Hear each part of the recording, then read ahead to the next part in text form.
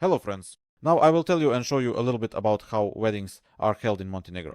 Basically there are two options. Option 1, you can organize the wedding at the local municipality, that is at the local registry office. This option is the cheapest, the simplest, and lately it has become incredibly popular. I'll explain why a bit later. And the second option is to organize an outdoor ceremony in some beautiful location. Naturally everything will look beautiful.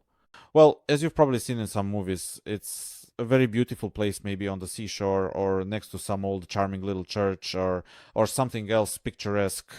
Maybe with a stunning view from a mountain, there's a flower arch, lots of guests, pleasant music. Of course, all of this costs much more and is much more complicated to organize, but if you really want it, it's definitely possible. Here in the video, you can see how the organization takes place on the grounds of the registry office in Herceg-Novi. I didn't film the newlyweds, since I don't have their permission for that. I only filmed the people conducting the ceremony. In the video, you see the head of the registry office of our city, a representative of the city administration, and the translator. The list of documents required to organize the wedding is as follows. You will need a birth certificate, a divorce certificate if applicable, meaning if you were previously married and then divorced, you have a divorce certificate. You'll also need your internal and international passports and a certificate stating that there are no obstacles to marriage. In different countries, this certificate is obtained from different places.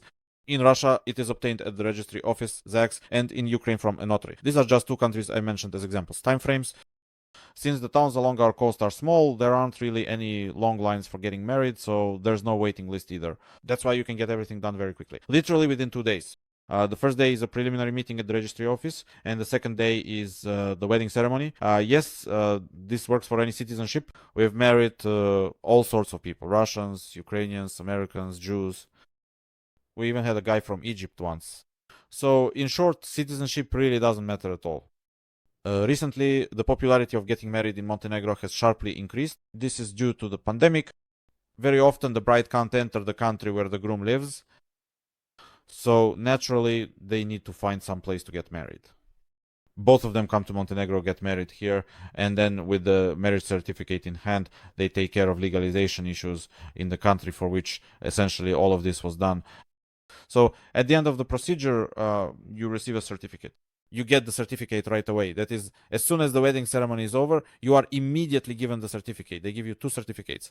The first is the Montenegrin certificate in 2 copies, one for the husband, the other for the wife. And the second is the international certificate, which is made in many different languages. It includes English, French, I can't remember if Russian is there, but in short, there are a whole bunch of languages, at least 10 for sure. The rules for legalizing a marriage you entered into in Montenegro depend on your citizenship. Different countries have different rules. In some countries, you don't need to do anything at all. That is, once you've gotten married, that's it, you are husband and wife.